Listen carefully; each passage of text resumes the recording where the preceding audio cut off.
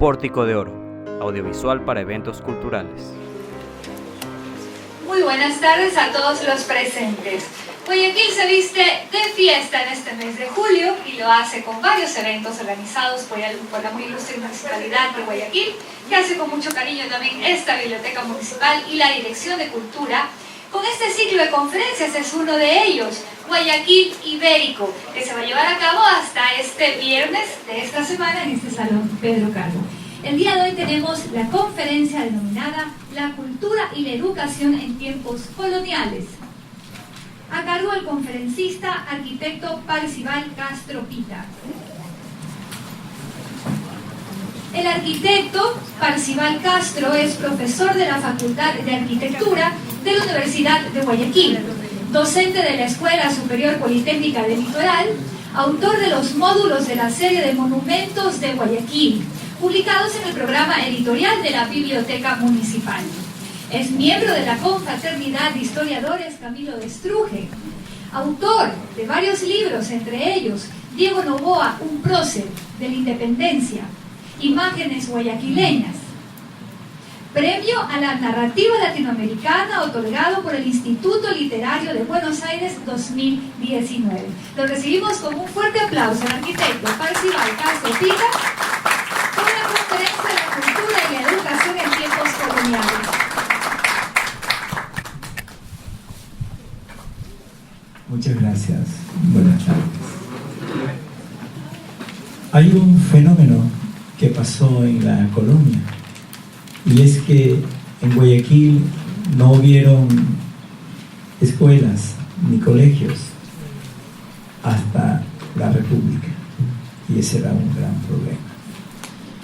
Una de las pruebas es que José Joaquín de Olmedo, a la edad de 9 años, parte a Quito con su padre para estudiar en el Colegio de San Fernando, que de alguna manera estaba regentado por los jesuitas.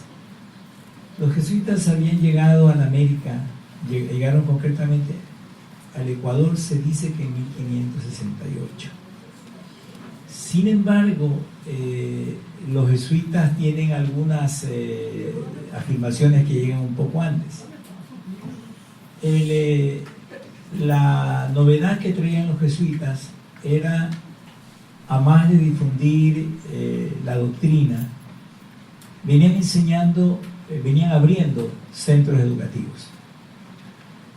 Sin embargo, en el Ecuador se instalan como tal en Quito, donde crean 2 colegios: el Colegio de San Fernando y el Colegio de San Luis en 1568. San Luis Gonzaga, que después también hubo un colegio acá y que lo menciona Merardo en el siglo.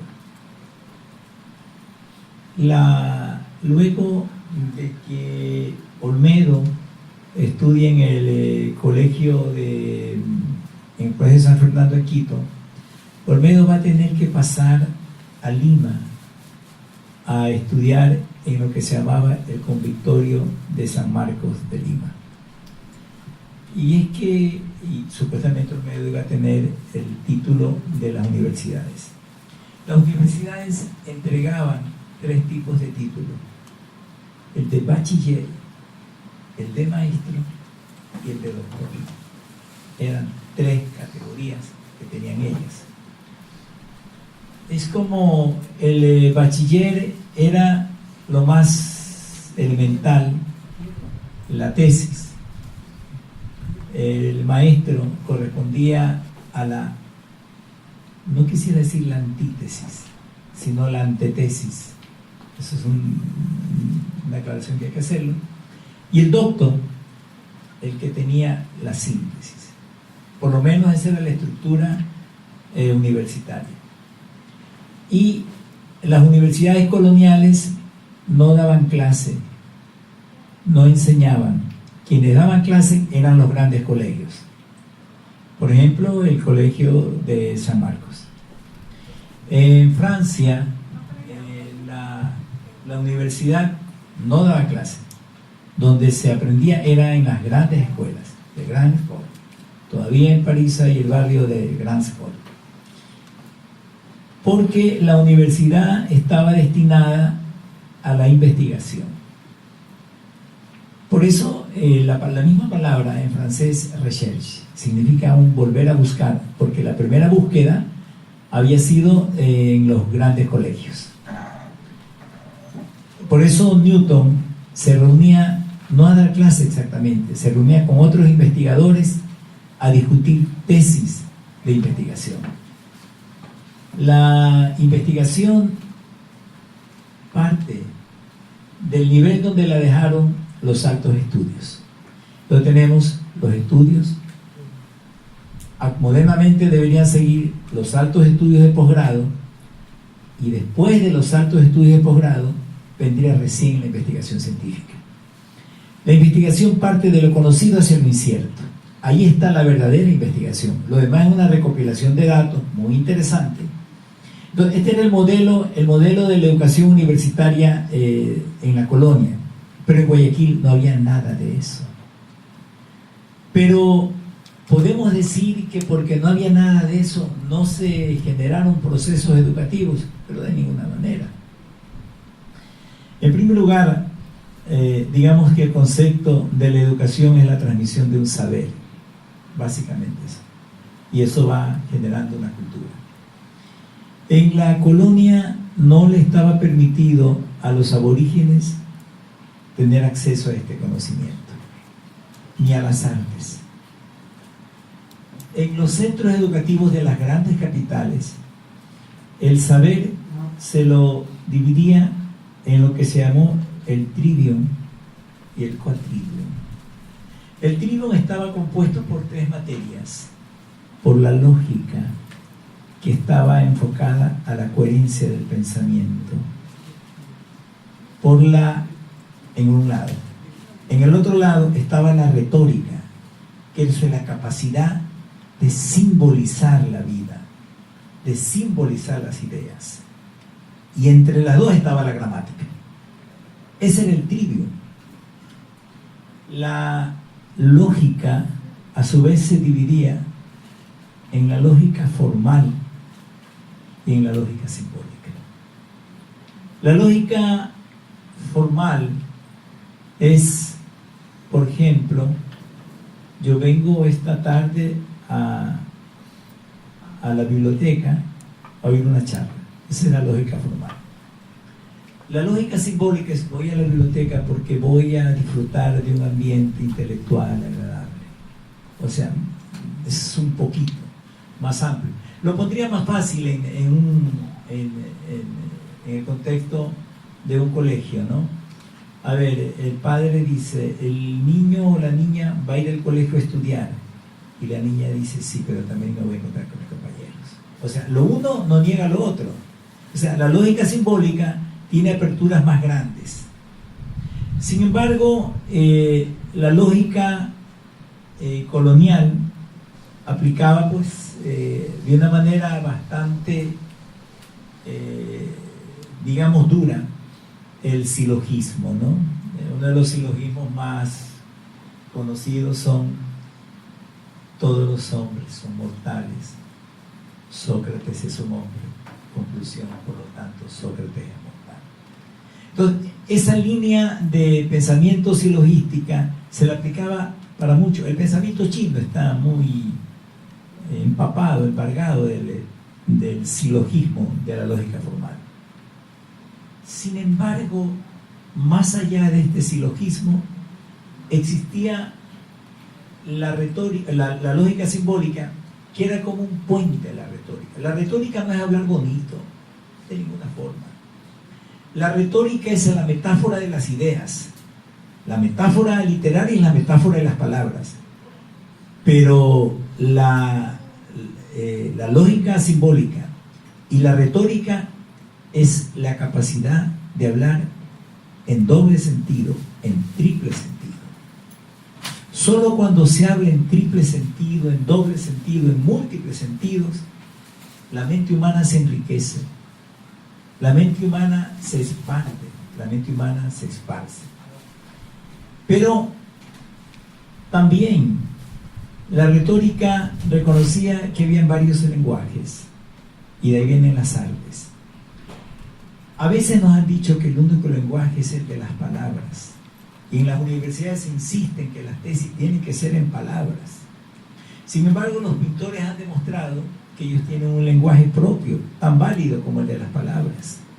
Y los músicos han demostrado que tienen un lenguaje musical válido. Y, por supuesto, los arquitectos también tienen un lenguaje musical, pero tienen un lenguaje espacial válido. Es decir, la palabra no es la única manera en que los seres humanos se comunican. Están todas las llamadas artes liberales.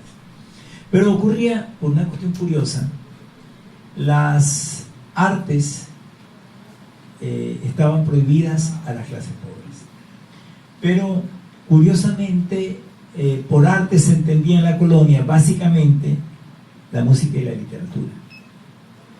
Y curiosamente la pintura estaba entre los oficios y la arquitectura estaba entre los oficios, y los arquitectos éramos como de última categoría, ¿verdad? Pero eso permitió que muchas clases pobres aprendieran, entre comillas, oficios, y entre los oficios que aprendieron estaba la de pintar. Y la escuela quiteña se nutre de estos, ¿cómo podríamos decir? Bueno, estos indios, ¿no? Estos indios que no eran ricos, que aprendieron a pintar, las picaras, Luis de Olmos, todo ello, ¿no? Son los grandes maestros que aprendían oficios porque les estaba prohibido aprender la lógica, aprender la retórica y aprender la gramática. Curiosamente, la pintura fue uno de los elementos evangelizadores de la iglesia, porque era mucho más fácil mostrar un cuadro y explicar los misterios religiosos que decirle léate la Biblia a quien no sabía ni leer. Entonces era mucho más cómodo.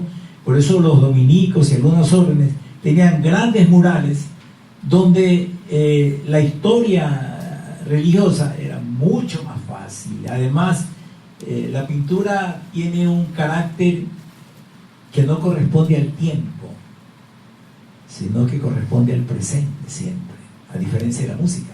Porque usted en cuadro ve todo de una sola. En cambio, la música es el arte del tiempo. Usted, para poder evaluar el Claro de Luna de Beethoven, tiene que comenzarlo y esperar a que termine hasta el final. La música es el arte del tiempo. La pintura no tiene que ver con el tiempo, tiene que ver con el espacio, tiene que ver con el presente. Entonces, era muy interesante ver un cuadro directamente con todo el simbolismo que se pudiera pensar. Además, todo el simbolismo, los colores, todo ello. Podríamos pensar que este proceso válidamente educativo nos fue dejando una imagen. Los cuadros de la colonia, como fueron pintados a la luz de las velas, tenían débiles partes iluminadas y el resto en una penumbra, como era la sociedad entera. Porque el arte revela la sociedad entera. Porque incluso a nivel de la cultura individual se iluminaban ciertas partes y no se iluminaban otras partes. Por otro lado, habían individuos que se separaban de lo común y se esforzaban por tener una formación mucho más interesante. Uno de ellos es, por ejemplo, Antepara.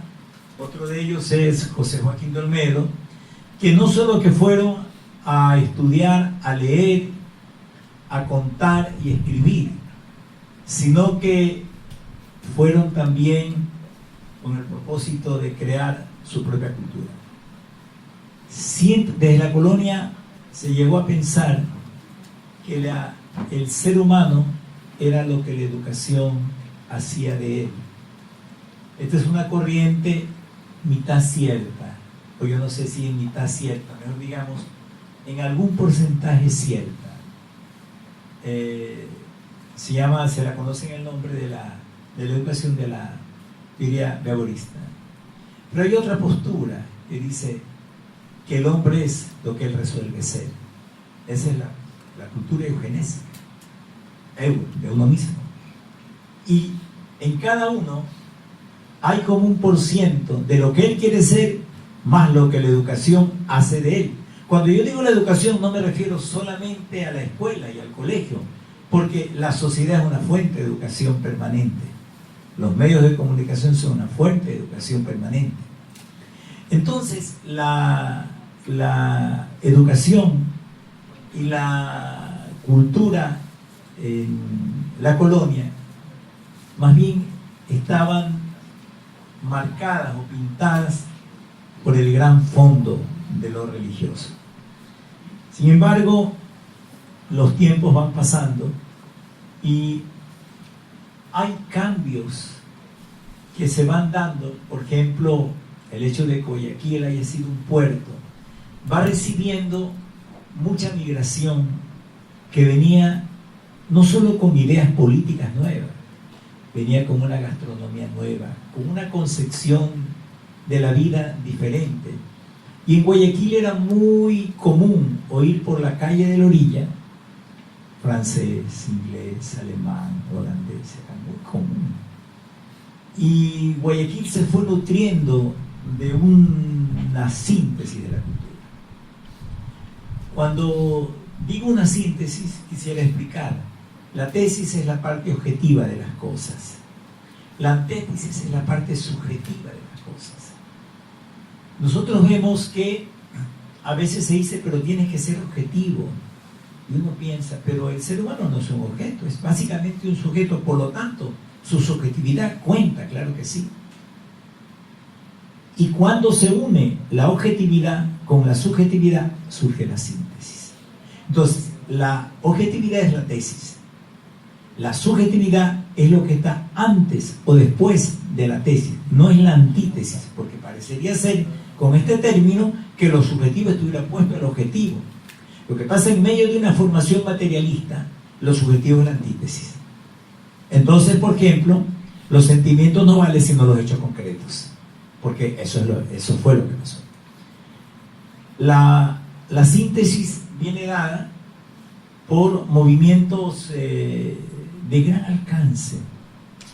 Yo tengo alguna reflexión sobre esto. La gente dice que la Revolución Francesa, la ocupación de Napoleón y la Revolución Española y la independencia española, que es un proceso muy poco conocido en América, son los que van a traer las nuevas ideas. Es posible, y lo que voy a decir quizás es una audacia. Ocurre que cuando en algunos pueblos la gente iba a hablar de libertad, los pueblos estaban pensando en la libertad. Y no había internet, les aseguro. Y no había radio, no había nada. Yo diría que la humanidad reflexiona y es una especie de comunicación no verbal. Es como que los pueblos despiertan a una y dicen, bueno, pero ¿hasta cuándo esta situación? Y es lo que pasaba. Y había un asombro, y a ustedes, ¿quién les vino a contar? Nadie, pero nos damos cuenta que la vida no puede seguir así. O sea, ellos llegaron a conclusiones propias. O sea, estoy quitando todo el acento en la historicidad para pasar a poner el acento en el despertar de la conciencia social de los pueblos y de los individuos. Y eso es un fenómeno que se dio. Entonces, si bien es cierto que en Quito una de las formas en que se dio la educación de las grandes masas, pobres, no fue a través del Colegio de San Fernando. Sin embargo, en la costa se comenzaron a transmitir los oficios. ¿Y cuál es el oficio que más se transmite en la costa? La construcción de barcos, los astilleros. Allí está la verdadera escuela guayaquileña, pues. Porque el que aprende a medir su pensamiento. Ese es el encanto de la construcción. El que aprende a ver la plomada, comprende que sus actos deben ser rectos.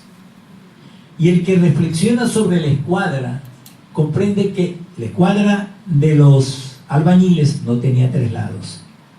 La escuadra de los maestros constructores tenían solo 2 lados. El que baja queda la teoría y la práctica. La hipotenusa no existía. Vean ustedes las escuadras con las cuales construyeron los maestros, los barcos, los artilleros de la casa, eran solo de 2 lados. Lo que alguna vez alguien decía, el 3, que era el lado que bajaba, era la vida que se captaba, que descendía. El lado horizontal, en 4, estaba comprendido por las 3 dimensiones del espacio y el tiempo, era la vida manifestada.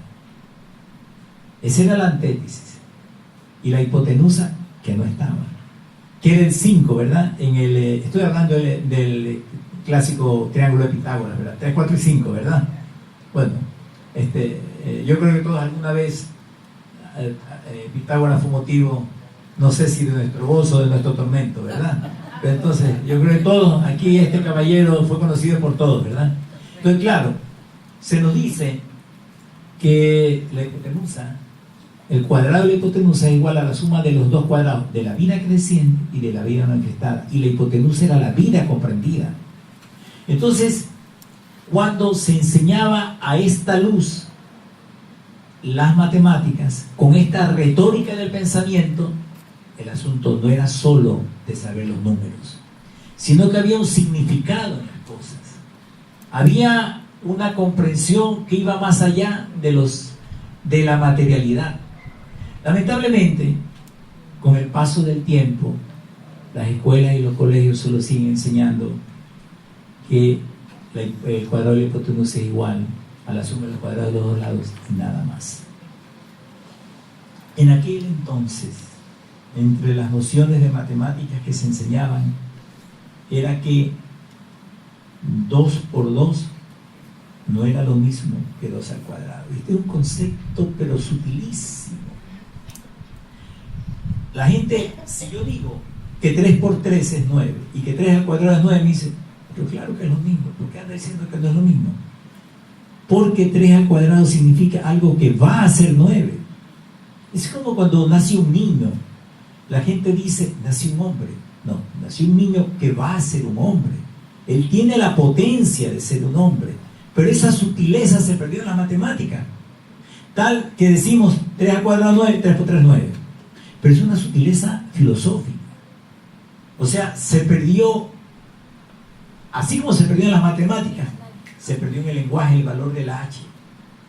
La H se decía la H aspirada, y se la utilizaba para expresar una aspiración, un sentimiento. No era solo una norma gramatical, es que se hablaba con toda la mente, con todo el alma y con toda la expresión concreta del alfabeto. Esa era la cultura del medioevo.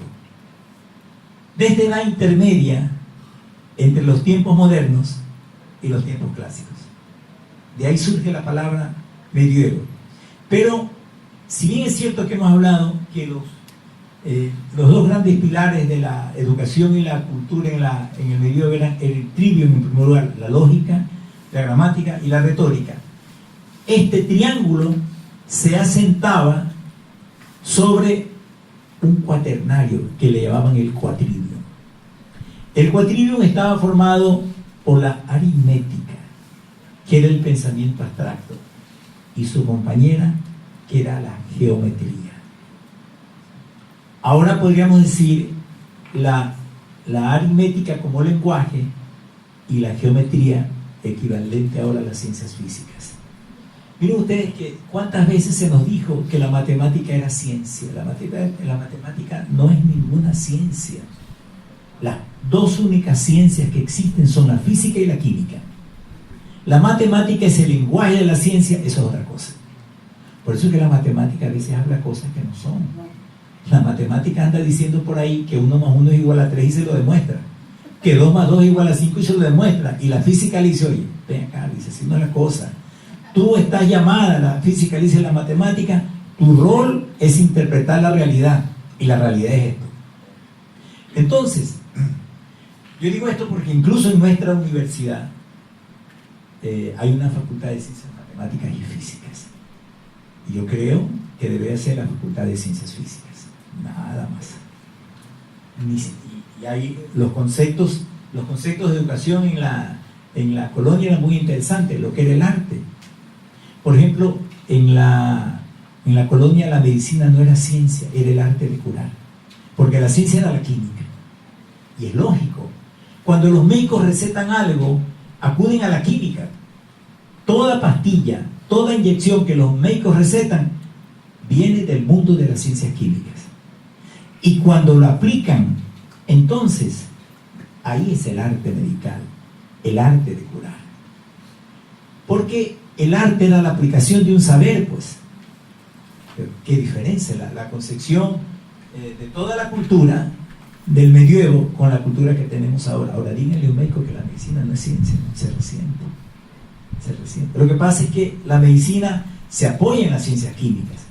Al igual que los arquitectos y los ingenieros, nos apoyamos en las ciencias físicas. Nos apoyamos. Pero la arquitectura tampoco es ciencia, es un arte, es la aplicación de un saber. Y además de, el quadrivium eran 4 cosas.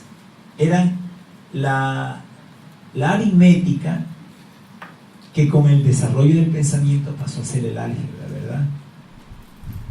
Que es la capacidad de abstracción que tiene el ser humano, de comprender un sistema más allá de los límites materiales.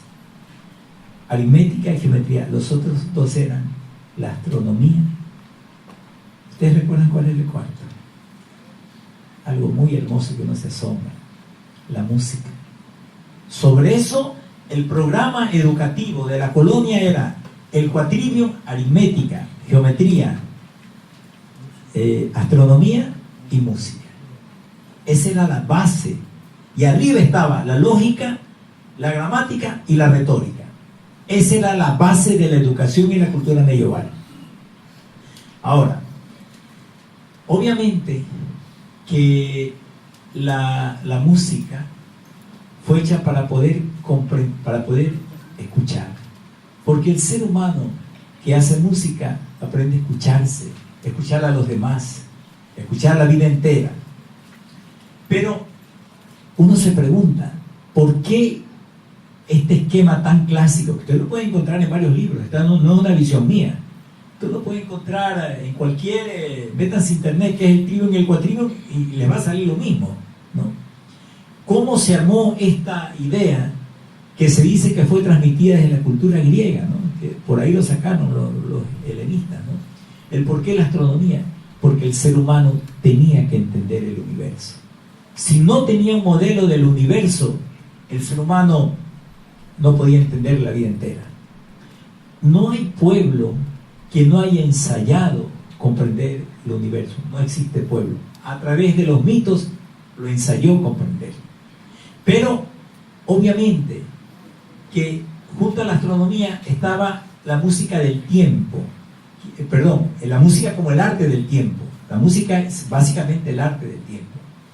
Y claro, como la astronomía estaba ligada con las estaciones, con el tiempo en general, ligaron también a la música. Pero la música tiene algo bien interesante, ¿no? La eternidad no es la sucesión interminable de días, de ninguna manera. La eternidad no es algo que comenzó hace millones de años. La eternidad siempre es presente.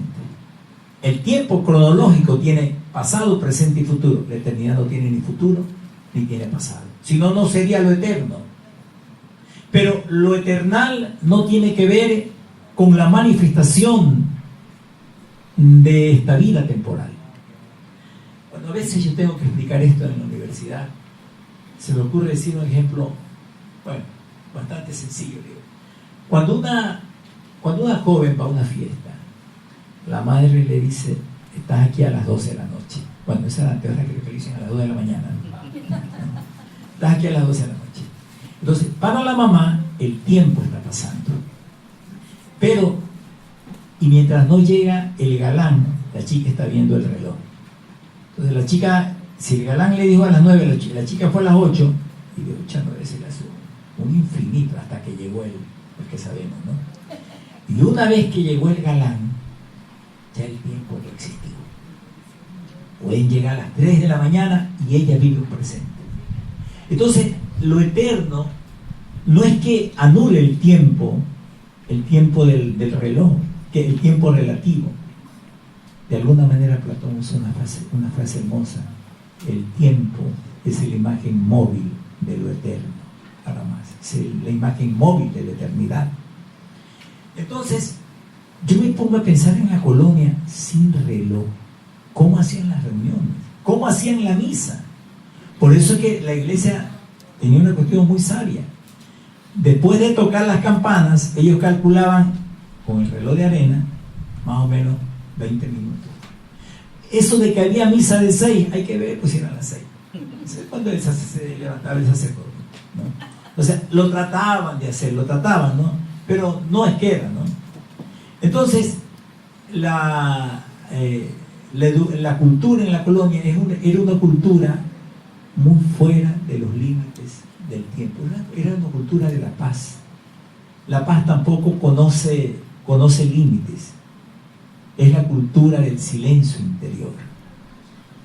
En Guayaquil, pues como ustedes conocen ya esa historia tan célebre de que en la colonia 1767 llegan los jesuitas, nada menos que ellos, llegan a la Casa de las Temporalidades, que quedaba donde ahora queda el centro Par, y crearon una de las capillas, se dice, de las más lujosas y hermosas que tuvo Guayaquil, y que tenían una torrecita del reloj, ¿verdad? Que tenían, que daba las horas, era un reloj a cuerdas, y que tenía una campana que, de acuerdo a las leyes de la época, tenía que oírsela a 5 leguas a la distancia, para que la campana sea buena.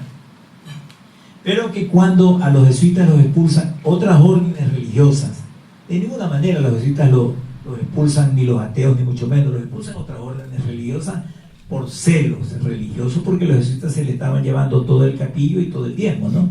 Porque la gente, uno de los grandes ingresos de la iglesia eran los enterramientos, ¿no? Los cementerios eran en las iglesias. Entonces, si había una iglesia que tenía más muertos, entonces con ella iban la venta de los solares, porque mientras más cerca estuviera el altar, usted más rápido se iba al cielo. Si usted quiere alguna documentación, puede leer Huasipungo, ¿verdad?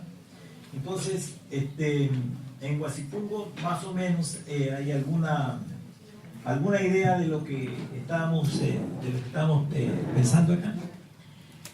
Entonces, hasta que se cae, cuando se van los jesuitas, la casa se la vende a don José de Espantoso, y don José de Espantoso compra todo menos la torre del reloj.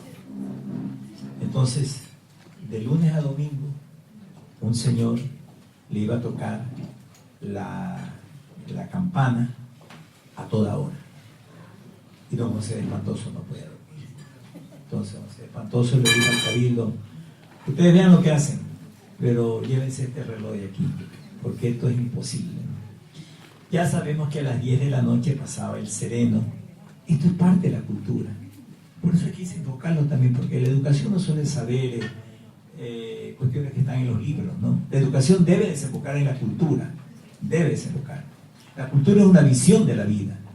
Entonces, a las 10 de la noche pasaba el sereno y decía que apaguen el fogón, porque el fogón era un cajón de madera rodeado de piedras, ¿verdad? Que tenía unas varillas, y tenía que estar en el centro de la cocina, no podía estar apegado a las paredes porque se podía contaminar con el fuego las paredes. Creo que algunos de nosotros conocimos fogones, ¿no? O sea, yo creo que ¿verdad? Y entonces le echaban agua a las cenizas, ¿verdad? Porque sí, claro. Y era la época en que se cocinaba con sal en grano y con leña y en olla de barro, y entonces la comida tenía un sabor que ya nuestras generaciones no lo conocen, ¿verdad? Eso ya quedó solo para el recuerdo. Entonces, cuando don José de Espantoso le dice: mire, ustedes se me llevan el reloj, y el cabildo se les cae el reloj, pues la historia que conocen todos, y se daña el reloj. Pero ahí viene el orgullo, pues, ¿no? una ciudad como Guayaquil no puede estar sin reloj. Entonces se llevan el reloj a la torre de la casa consistorial donde se firmó la independencia y contratan un relojero que con un reloj de arena le mueva el minutero y el horario al reloj. Dicen las lenguas, no sé si las malas o las buenas, que el caballero era, no se sabía quién se paraba más derecho, él o la botella de trago, porque en Guayaquil, antes que botica, hubo el barrio de la aguardientería, después vinieron las boticas para curar a los borrachos, porque todo va en orden, ¿no? Primero los borrachos, después la botica, o sea, tiene que ser así en orden lógico, ¿no? Que quedaba más allá del municipio, ¿no? Y también que tenían unas damas femeninas de amistades que no eran muy santas. Entonces en Guayaquil no se sabía nunca la hora, y ese es porque los guayaquileños somos atrasados, llegamos en retardo. Por eso ya viene en la historia, ¿no? Entonces, claro. Y no estoy hablando del reloj de 1842, que es el reloj que coloca Rocafuerte y que todavía está en la torre del reloj que ustedes pueden visitar. La cultura de Guayaquil era una cultura muy abierta, muy abierta. El río daba esa sensación de que los problemas se van. Cuando usted ve el río, siente que los problemas se van. Hay tres elementos que pueden conducir hacia una nueva visión de las cosas. Primero, la visión de lo infinito. Guayaquil tenía visuales abiertas, no tenía montañas que cercaran su visión. Esa visión de lo infinito le permite a usted, ante los más grandes problemas, encontrar una solución. Si usted con un problema se encierra, qué bonito. Bueno, ahí está, pues, retrase un poquito atrás. Esa es la más bonita. No, la que estaba más atrás. Ahí está, ¿verdad? Ya ustedes reconocen, ¿no? No. Bueno, ahí está, pues, la panadería, ¿no? La panadería que era propiedad de la familia Rocafuerte, ¿no? No la pongo. Bueno, aquí en el barranco es la avenida Olmedo, ¿no? Y miren cuánto...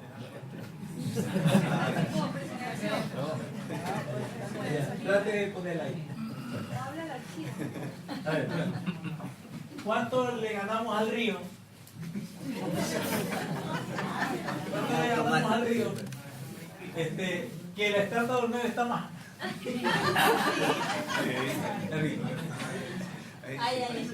Bueno, esta es otra, ¿no? Bueno, a ver. ¿Cuál era? A ver, la cultura era de que había también la noción de pecado, ¿no? Entonces, la mujer que enseñaba el tobillo era una perdida. Era una perdida. Y la mujer que iba con manguitas cortas a misa era motivo de comunión inmediata, porque esta mujer iba a atentar a los santos varones, textualmente, ¿no? Por eso es que me da miedo señalar, por eso es que una vez en Quito, y esto es una cuestión histórica, los curas violaron unas monjas. Unos dicen que fue con y otros dicen que fue sin consentimiento. Yo no estuve ahí, ¿no? Pero en todo caso se armó un juicio porque es una cuestión gravísima. ¿Y quiénes creen que salieron culpables? Las monjas, por supuesto. Los curas no, porque son las monjas las que incitaron a que los santos varones actuaran de esa manera. Yo los mato. Es que claro, la mujer ha sido motivo de un abuso, por decirlo menos, ¿no? Y claro, eso pasó por el entendimiento literal de las cosas.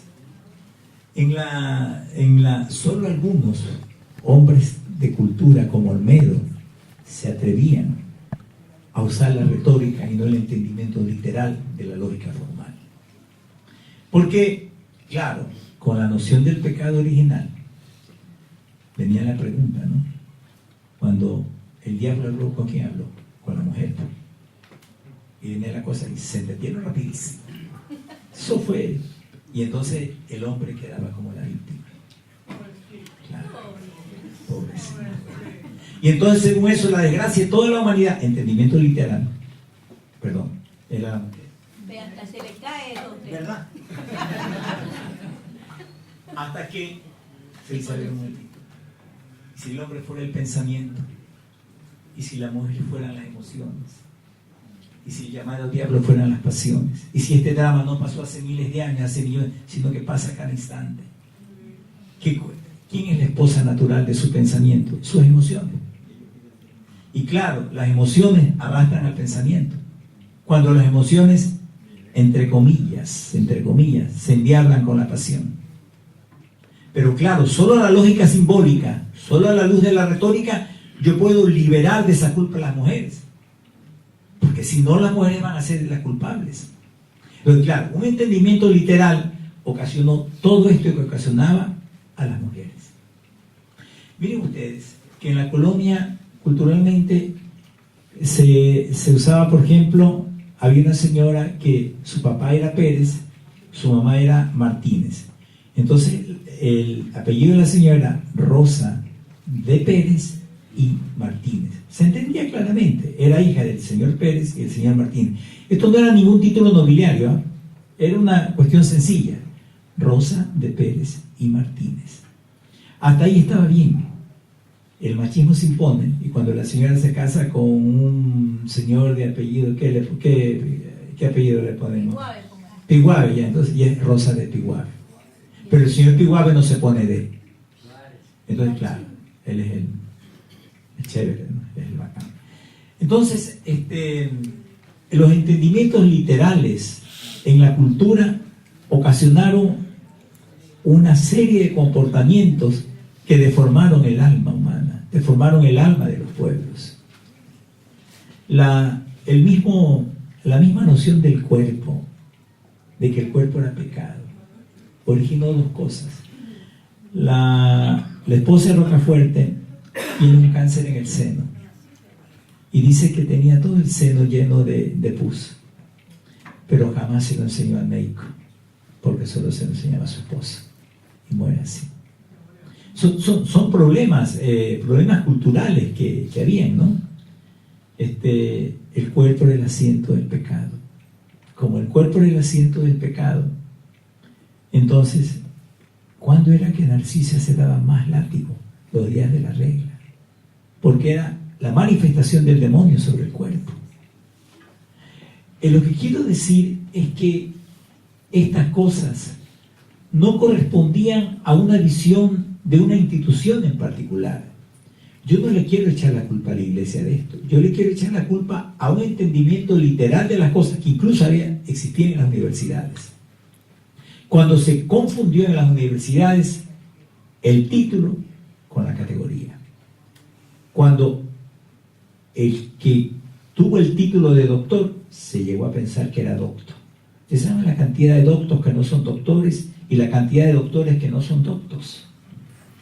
Eso es una cosa que espanta, ¿no? Pero se confundió el contenido con la cáscara. Claro, se confundió con esta situación. En ese sentido, la colonia vivía como una cáscara. De vez en cuando habían las peleas de gallos y también habían las fiestas sacerdotales que eran no de las iglesias, sino cuando y lo voy a decir con respeto y con mucha compasión, cuando algún sacerdote tenía un hijo, llamaba a los demás sacerdotes para reunirse, y cuando se moría a alguna esposa, yo digo esposa por llamarla con respeto, los demás iban con mucho dolor. Cuando se le moría un hijo, Espejo fue un hijo de un sacerdote también. Esa era una realidad que había, pero entonces el sexo era un problema de tabú colonial, de pecado. Entonces uno no se sabía cómo es que la gente yo no entiendo cómo se podían enamorar incluso en ese tipo de ambiente cultural, porque los enamoramientos eran en las iglesias de miladitas. Así comenzaban los enamoramientos. Si alguien le sostenía la mirada, bueno, pues iba mejor. Entonces, todas las salidas de las chicas decentes siempre tenían que ser con una persona mayor que iba a espantar a los patanes, que eran los varones, que se le acercaban a la niña. Generalmente la otra se iba más adelante y la niña se quedaba un poco más atrás. La niña nunca dejó su abanico cuando se lo ponía en la derecha. Eso estoy de acuerdo. Si se lo ponía en la izquierda, no me parece. Y a veces si el varón entraba a la casa porque eran amigos, entonces si la otra ponía el abanico así, se mira lo que estás diciendo. Y cuando la otra salía, entraba con el abanico abriendo el abanico así, solo con 3 cositas, a las 3 me dejan salir. Pero si entraba cerrando el abanico, hoy día no me dejan salir. Ese era el celular, ¿verdad? Y entonces, ¿cómo es que eran las visitas de los novios? Se ponía el novio, la mamá que era la aduana y la novia era acá. Yo no sé cómo se enamoraron. Yo no sé, o sea, yo creo que la humanidad existe por milagro. Tal como estaban las cosas, ¿verdad? Entonces, claro, se confundió lo físico con lo espiritual. Miren ustedes que se llegó a pensar que la virginidad de las mujeres estaba en el himen y que eso decía que la mujer era virgen. Y entonces donde una mujer por X razones ya no tenía el himen completo, pobrecita, tenía que aceptar a cualquier varón para que la honrara, y si ella encontraba a alguien que aceptara casarse, ese era un problema. Pues ella se sentía muy honrada. ¿Saben cómo surgen los testigos de bodas? Los testigos de bodas eran en la primera noche, no era que los novios iban a ningún lado, se iban a una habitación. Y entonces los testigos entraban a ver si había sangre o no había sangre. Para eso eran los testigos. Y habían testigos de parte del novio y habían testigos de parte de la novia. Y a veces la novia en su defensa decía era que el otro no había podido. Eso pasaba. ¿Por qué? Porque la virginidad no está en el himen. La virginidad está en la mente. Ese era el concepto de virginidad griego. Por eso es que los griegos decían que había muchas vírgenes que eran hasta abuelas, siempre y cuando toda su mente y toda su vida estuviera consagrada a un ideal superior. Bastaba para los griegos. Entonces, con esa manera de pensar, una mujer podía ser virgen antes, durante y después del muchacho, porque su virginidad estaba por acá. No era una virginidad material. Yo diría que en el medioevo las cuestiones culturales se las materializaron de tal manera que dejó muy poco espacio hacia un vuelo espiritual. Lo religioso no siempre era un vuelo espiritual. La religiosidad en su momento era entendida como la unión del saber, del arte, de la comprensión del significado de las cosas o filosofía aplicada sobre cada uno en una didáctica trascendental. Eso era el concepto original de religión, lo que religaba.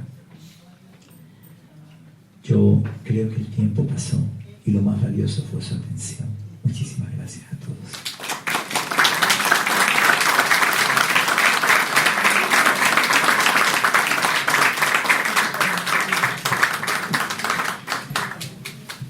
Muchísimas gracias, arquitecto Parcival Castro Pita, por su maravillosa presentación, como siempre, tan rica en conocimientos de filosofía y de artes. Queremos hacer la entrega de este certificado por la muy ilustre Municipalidad de Guayaquil, Dirección de Cultura y Biblioteca Municipal. Confieren el presente diploma al arquitecto Parcival Castro Pita por su valiosa disertación sobre el tema la cultura y la educación en tiempos coloniales en el ciclo de conferencias Guayaquil Ibérico organizado por la Biblioteca Municipal, realizado en el Salón de Actos Pedro Carbo. Firman arquitecto Melvin Hoyos Galarza, director de Cultura, y licenciada Nancy Palacios de Medina, directora de la Biblioteca Municipal. Por favor, tenemos a la licenciada presente. Que pase, por favor, para que le haga el honor de la entrega de este certificado del arquitecto Parcival.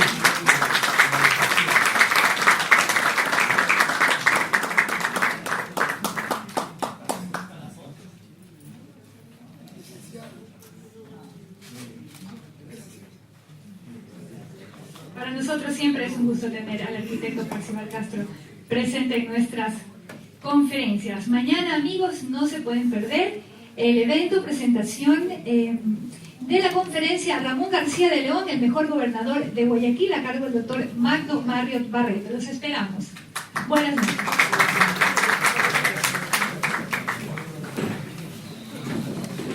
Muchas gracias por ver el evento completo. Esta cobertura busca ser fuente primaria de información y lo ponemos a la disposición de nuestra comunidad digital. Así que no te pierdas la oportunidad de suscribirte a nuestro canal y si gustas puedes seguir viendo el resto de nuestros contenidos. ¿Tienes ideas o propuestas? Pues ya lo sabes, Pórtico de Oro, plataforma para propagar tu mensaje.